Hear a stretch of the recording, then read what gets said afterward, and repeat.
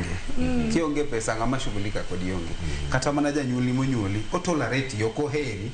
Kionge pesa to tolerate. Emomiyo kantie nyaminu moro kata wadu man gi pesa tibro yudo ka giwacho an aduong' to ng'ane mipenjo wach. Ineno gino timre nyaka mierewa. Ok en hera mar love kende kata mar dating, en nyaka hera mar jonyuol, en nyaka hera mar gweng' kamiaye.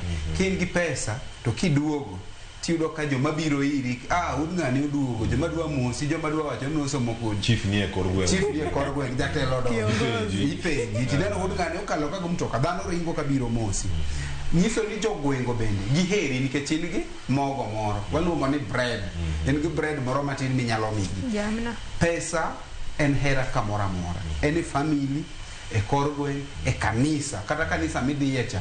Kineno chieng' ma ng'ama golo ga chiwo mang'eny obiro, tiwinjo ka padri kata bishop kata pastor wacho ni aneno ud ng'ane oduogo, chungi moswa, chungi mosi e kanisa.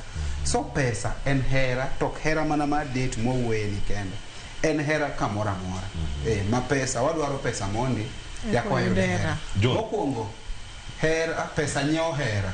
Le wach ni kamano. Mane penjo mada penji kaka pesa nyiewo hera. To kose nyiewo hera bendo nya sustain hera ni kaponi rum. Pesa sustain hera.